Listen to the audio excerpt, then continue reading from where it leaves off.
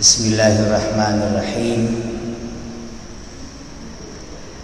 Assalamualaikum warahmatullahi wabarakatuh. Dulu ada ulama besar namanya Imam Syafi'i, Idris Asy-Syafi'i. Itu kalau beliau pergi ke masjid dari rumahnya, dia ambil kapas, baru dia tutup kedua telinganya. Jadi nanti sampai di masjid baru dia buka. Lalu pernah ditanya, "Ya Imam, kenapa itu kita tutup telinga dengan kapas setiap pergi ke masjid?" Nah, ini yang luar biasa dan mungkin jarang atau tidak ada yang begitu.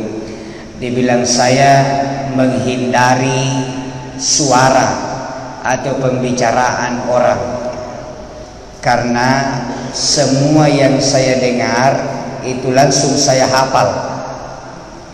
Jadi itu Imam Syafi'i, apa yang dia dengar langsung tersimpan, sehingga saya tidak mau di perjalanan ada orang gosip, ku dengar, itu langsung tersimpan di memorinya.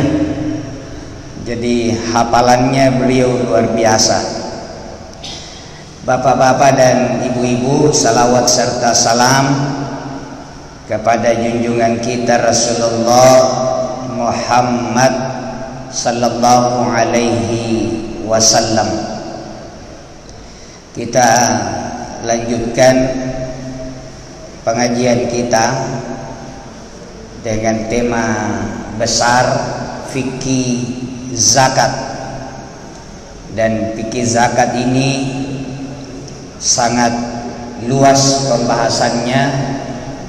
Yang kedua, jarang dibahas, sehingga banyak orang tidak tahu bahwa sebenarnya dia sudah berdosa setiap hari karena tidak bayar zakat.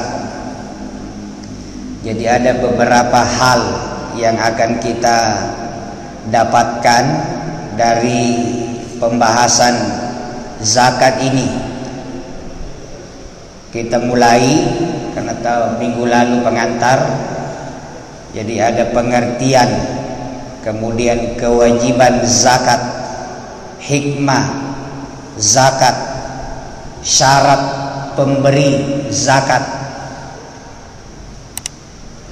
kriteria harta yang boleh dizakatkan, ada kekeliruan memahami zakat, dilema antara zakat dan pajak, kemudian sumber-sumber zakat, jenis-jenis zakat. Jadi ada zakat pertanian, hewan ternak, emas dan perak, barang dagangan, barang temuan, zakat fitri, zakat profesi, kemudian yang menerima zakat. Jadi saya singgung yang lalu bahwa banyak orang karena tidak paham siapa yang menerima zakat, sehingga dia bikin kelompok sendiri atau kelompok 9, padahal yang menerima zakat itu cuma 8 kelompok. Fakir itu orang miskin yang sudah tidak bisa lagi bekerja, sudah tidak berdaya lagi, apakah karena tua jompo atau karena penyakit, sehingga dia digolongkan orang yang fakir. Yang kedua, orang miskin. Orang miskin itu sebenarnya dia masih bisa kerja, bahkan kerja, cuma penghasilannya tidak memenuhi kebutuhannya. Jadi gajinya lebih sedikit daripada kebutuhannya. Atau dia tidak kerja tapi fisiknya kuat, berarti dia kena virus virusnya namanya virus kutu. Hanya karena kutu, ya, penyebab kutu itu macam-macam. Ada juga kutu karena dia sudah dapat BLT setiap bulan, sehingga dia bilang kalau kita kaya tidak dapat makin BLT, jadi lebih miskin terus. Makanya ini juga tidak mendidik. Yang ketiga, amil, ya, pengurus zakat. Saya baca dua hadis yang berbeda. Yang pertama, kata Nabi, pekerjaan yang paling mulia adalah pekerjaan mengurus zakat orang-orang Islam. Jadi amil itu pekerjaan yang paling mulia. Maka berbanggalah kalau bapak nanti bahagian dari, biar tukang catat-catatnya. Yang kedua, ada juga hadis, semua amil masuk neraka kecuali yang amanah dan bertakwa. Ini hadis yang kedua. Ini kalau orang paham, baku dorong-dorong orang jadi petugas zakat, bukan baku lomba-lomba. Ustaz, tidak dapat kasih ini, tidak kasih masuk apa panitia zakat di masjid, padahal biasa banyak dibagi-bagi. Ini bahaya ini kalau tujuannya bagi-baginya yang dia kejar. Apalagi ada kita dapat kasus yang dibagi itu ke masyarakat, saka fitra, saka harta dibagi sama amilnya sendiri. Dia bilang itu Tommy kelebihannya amil karena dapat pembagian zakat mal. Semuanya dia makan, dibagi. Makanya kata Nabi, semua amil masuk neraka kecuali yang amanah dan bertakwa. Yang keempat, muallaf, orang yang perlu dibujuk-bujuk hatinya, ya, orang yang baru masuk Islam dan masih labil, masih suka kayaknya agama lalu ini lebih bagus karena tidak repot bangun sholat subuh. Ini namanya muallaf, masih perlu dibujuk-bujuk. Yang kelima, budak ini sudah kurang, tapi ada orang yang berstatus budak. Tidak semua pembantu budak, tapi ada pembantu yang sebenarnya masih budak. Dia jadi pembantu rumah tangga di rumah orang kaya, lalu untuk ketemu orang tuanya saja tidak boleh. Ini betul-betul dia dikuasai oleh majikannya. Yang keenam, gharim, orang yang berutang. Ini juga pembahasannya nanti banyak ini, karena tidak semua orang yang berutang. Yang ketujuh, orang yang berjuang di jalan Allah. Ya, ini yang biasa disalahpahami orang, karena tulisannya dalam Al-Quran, wa fi sabilillah, dan di jalan Allah, sehingga dikatakan termasuk itu masjid, karena masjid juga di jalan Allah. Padahal ayat ini bicara tentang orang, sehingga yang dimaksud dengan fisabilillah dimaknai para ulama orang yang berjuang di jalan Allah.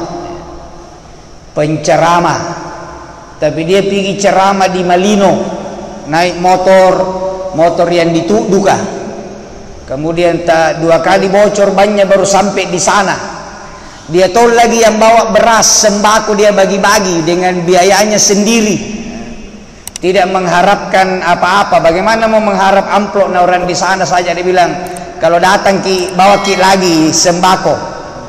Yang begini perlu dibiayai dari dana zakat supaya dakwanya kasihan tidak berhenti. Ya, istrinya di rumah berasap dapurnya, guru-guru mengaji yang santrinya membayar 10.000 per bulan. Saya bilang, kenapa tidak dikasih naik? Dia bilang, pernah mau dikasih naik, anak kasih pindah semua orang tuanya mengaji di tempat lain. Jadi setiap dikasih naik pembayaran, dikasih pindah lagi sama orang tuanya di tempat lain. Pindah di tempat lain, dimintai lagi pembayaran, nak kasih pindah lagi. Pindah lagi, dimintai lagi, pindah lagi. Terakhir karena dimintai pembayaran, tak kalah bilang mamanya, berhenti mau mengaji nak. Bapakmu itu tidak mengaji nak, cuk mau tonja badan dah. Jadi ini guru-guru mengaji begini namanya fi sabilillah. Tukang gali kubur, ini pekerjaan berat.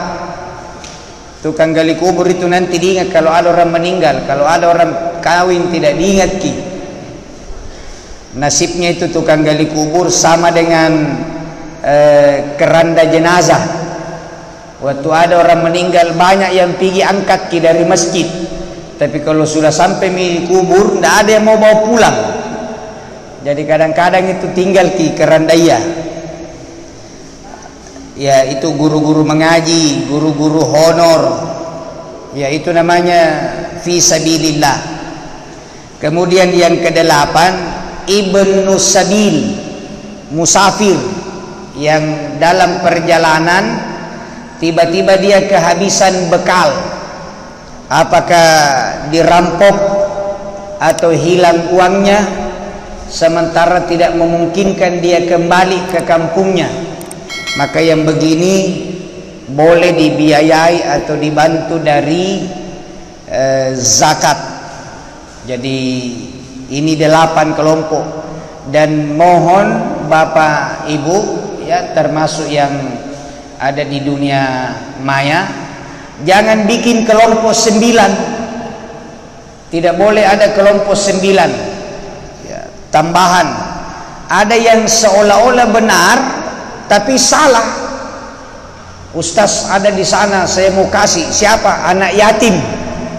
Tidak ada anak yatim menerima zakat, kecuali kalau kebetulan dia miskin. Jadi tidak boleh anak yatimnya.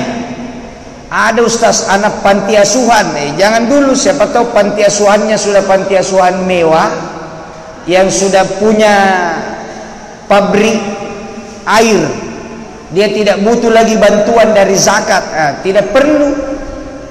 Jadi kalau kita mengelola panti asuhan, jangan berpikir terima zakat selalu.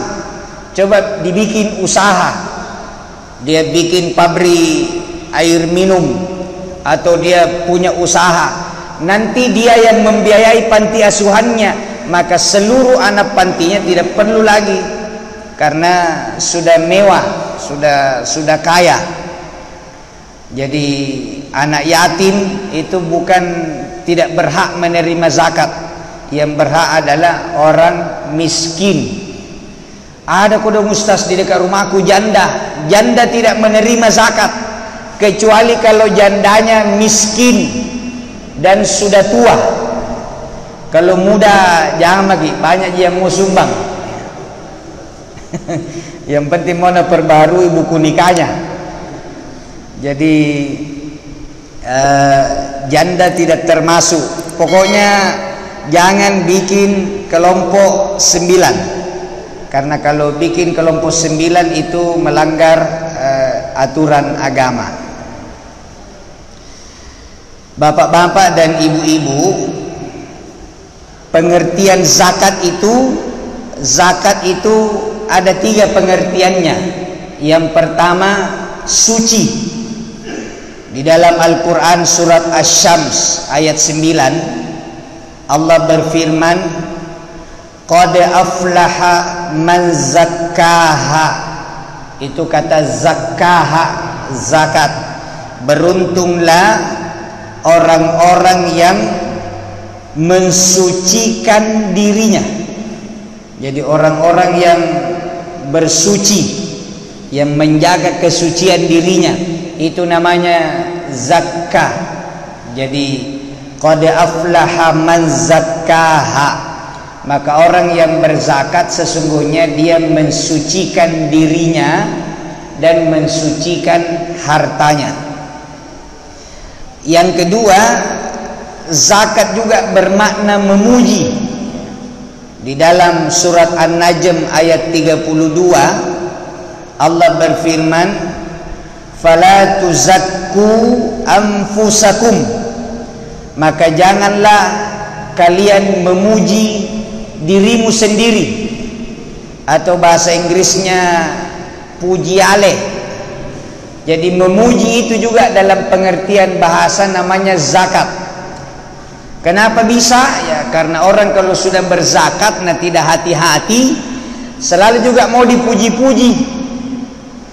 Makanya ada itu orang kalau sudah menyerahkan zakat, dia tugasi anaknya.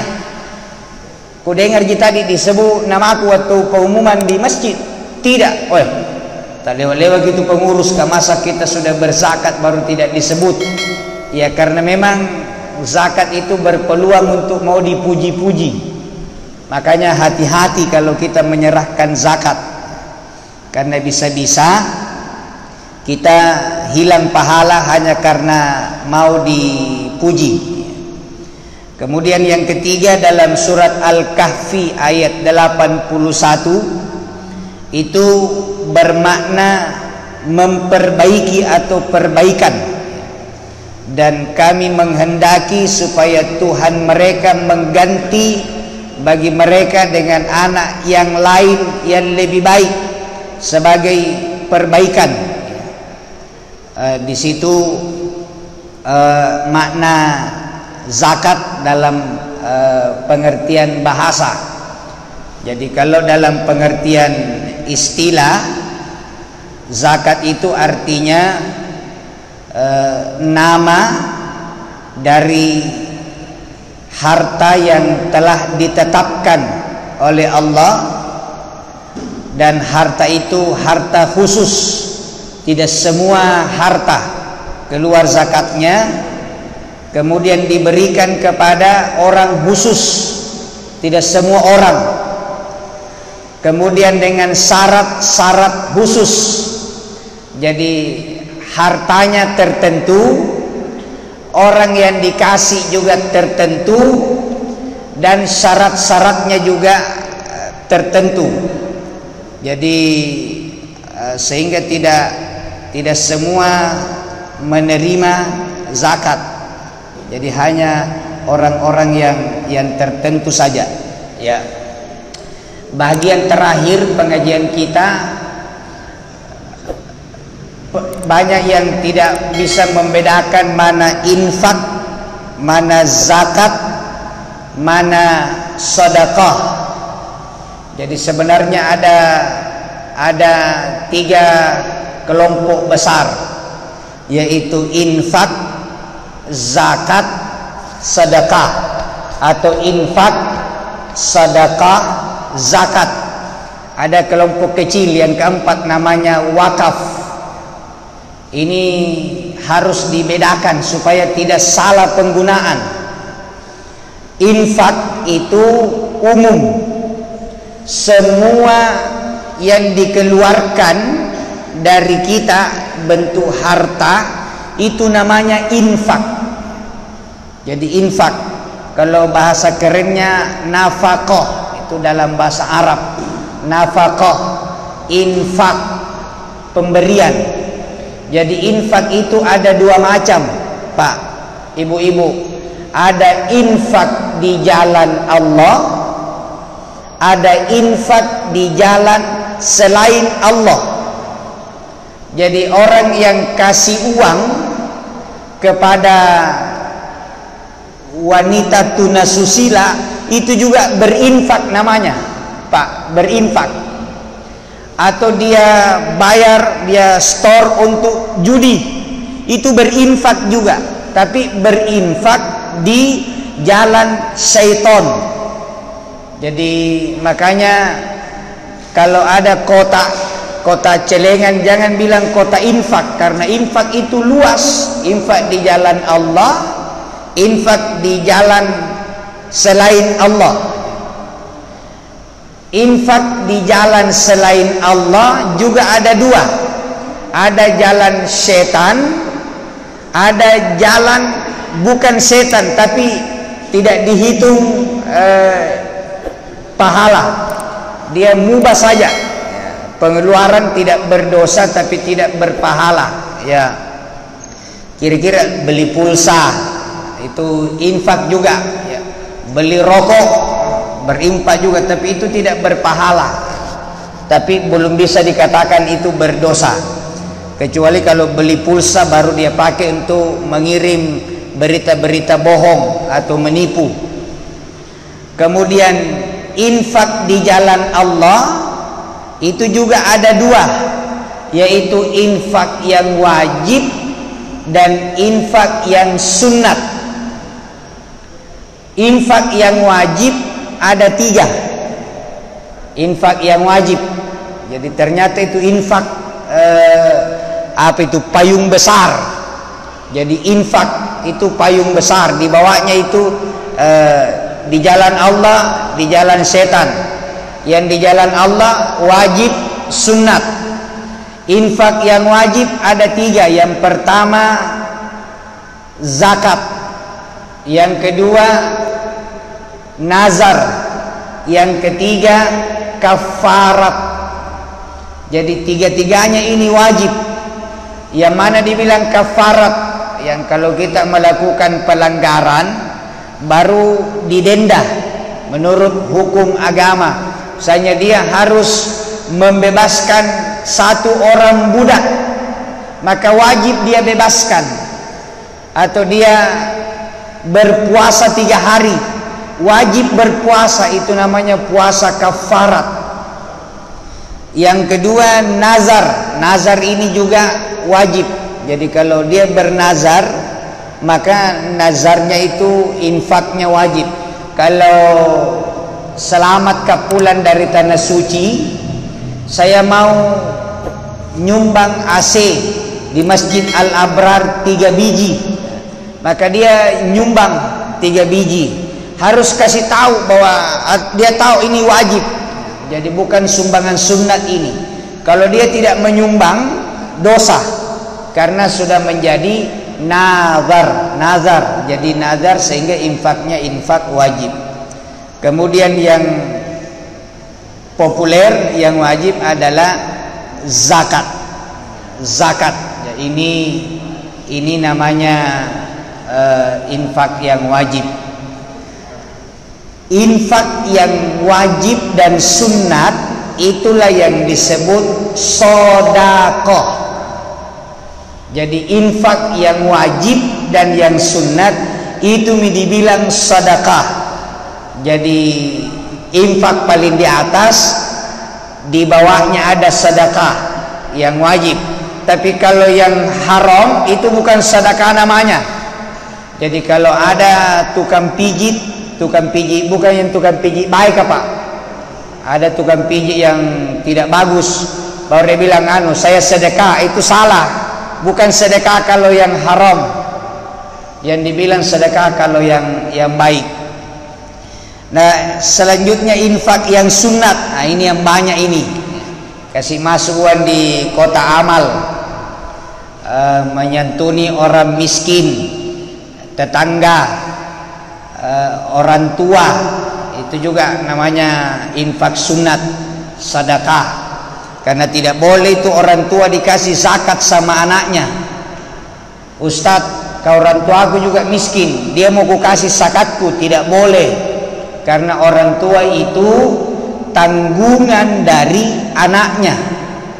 Sebaliknya juga begitu, orang tua jangan kasih zakat untuk anaknya, karena itu tanggungannya sendiri. Ya, suami mau bayar zakat tapi karena miskin, istriku tuh mau ku kasih Ustadz, tidak boleh, karena istri itu tanggungan suaminya.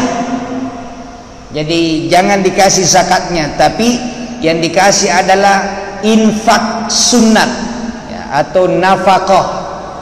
Jadi kalau suami pulang bawa uang untuk istrinya, itu namanya memberi nafkah. Kalau keluar kerja namanya mencari nafkah.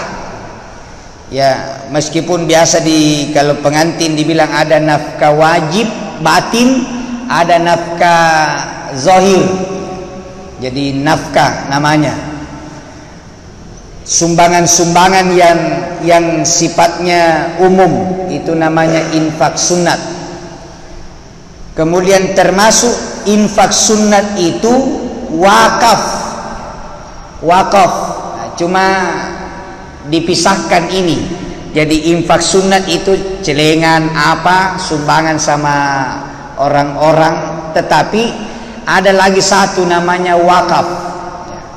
Kenapa dipisahkan? Karena wakaf ini namanya wakaf berhenti, wukuf berhenti.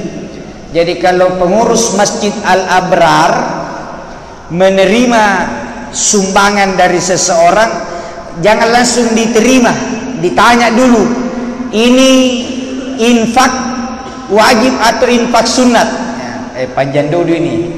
Bila maki ini zakat atau bukan? Bukan, ini sedekah biasa. Tanya lagi, sedekahnya bentuknya diniatkan wakaf atau sumbangan biasa? Wakaf. Nah, kalau wakaf harus dicatat dengan baik dan dipisahkan dengan saldo yang ada. Kenapa? Wakaf itu harus tinggal di masjid. Jangan dikasih hilang wakafnya orang. Dia mewakafkan uang 5 juta, 1 bulan hilang itu uangnya karena dipakai itu transport mubalik. Kalau wakaf berarti harus dibelikan yang fisik, tegel, rusak, itu dipakai, itu dana wakaf, sehingga tinggal betul itu wakafnya jamaah. Ada seenaknya itu biasa kelompok-kelompok wakaf tunai, baru sudah itu dipakai pergi kegiatan yang habis. Pada yang namanya wakaf itu harus berhenti, dibelikan kipas angin. Jadi dilaporkan, Pak, itu wakaf tak yang 1 juta kemarin, kebetulan ada kipas yang rusak kita beli. Jadi diingat ini wakafnya si A. Kalau kipas angin itu rusak, jangan langsung diganti saja, tapi ditelepon yang mewakafkan dulu. Rusak itu kipas angin tak, mau lanjutkan atau saya ganti saja dengan wakaf yang lain? Oh jangan Ki, berapa biaya kipas sekarang? Saya beli lagi. Jadi wakafnya orang terus mengalir. Itu namanya wakaf. Jadi wakaf itu ada 2 macam sekarang. Kalau dulu namanya wakaf itu fisik, saya mewakafkan tanah untuk masjid. Sekarang ada wakaf tunai, jadi orang nyumbang, ya, atau dibelikan Quran kalau wakaf. Jadi Quran itu dibaca terus, jadi tidak boleh untuk insidentil. Ada sumbangan wakaf baru kita pengajian, belikan dulu snack, ada di dana wakaf. Jangan, wakaf itu ya harus berhenti. Itu jadi dengan memahami anatominya ini zakat infak, kita benar-benar bisa amanah ketika kita menerima atau kita mengeluarkan. Oh Ustaz, saya pernah mengeluarkan tapi sebenarnya mau jadi wakaf itu tapi tidak ku tahu, ya kasih saja seenaknya. Padahal kita bisa pilih-pilih. Saya punya uang 10 juta, saya mau kasih masuk di Masjid Al-Abrar, zakat saya 2,5 juta, kemudian infak biasa 2,5 juta, 5 juta wakaf tunai. Jadi sudah terpisah perinciannya, sehingga pembukuan kas masjid juga itu tidak hanya saldo saja, tapi ada terpisah saldo kas, infak sekian, ya infak umum itu kalau isi celengan. Ada sumbangan, kalau dalam bentuk amplop itu diperjelas apakah dia niatkan wakaf atau gabung saja dengan celengan, ya, sehingga benar-benar terarah dengan baik.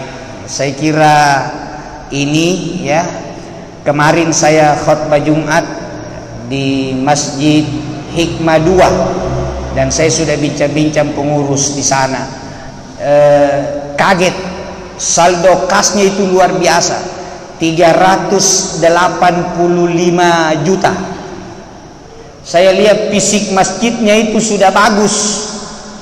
Jadi saya bilang, diapain mami nih uang ini? Dia bilang, ya kita jaga-jaga saja kalau ada diperbaiki. Oh, saya bilang, lama sekali uangnya orang mengendap di bank, dan nanti di bank itu yang nikmati mungkin non muslim yang mau pinjam kredit, uangnya ini jamaah. Kenapa kita tidak cari masjid-masjid yang sementara dibangun baru kita menyumbang? Karena sedekah itu atau sumbangan itu tiga tingkatan. Sedekah pribadi, saya pribadi, sedekah keluarga atas nama keluarga, atau sedekah lembaga. Jadi kalau masjid kayak kemarin itu Hikmah 2 menyumbang satu masjid yang dibangun misalnya 100 juta, semua yang pernah menyumbang di kota amal itu bisa jadi berpahala. Itu berpahala semua. Jadi tidak menumpuk di bank dalam jumlah yang terlalu banyak. Kalau sudah sampai 380 juta baru tidak ada pembangunan. Beda kalau sementara membangun, ya memang banyak ini ustaz, tapi minggu depan habis lagi beli stok. Tapi kalau sudah tidak ada pembangunan, jangan dibiarkan menumpuk lama, ya, kasihan. Nanti ada orang sudah meninggal, ditanya di kubur, kenapa tidak, mana sumbanganmu? Dia bilang, ada, aku kasih masuk di masjid. Dia bilang, oh belum, masih dipakai oleh Cina, dipinjam di bank karena masuk di bank.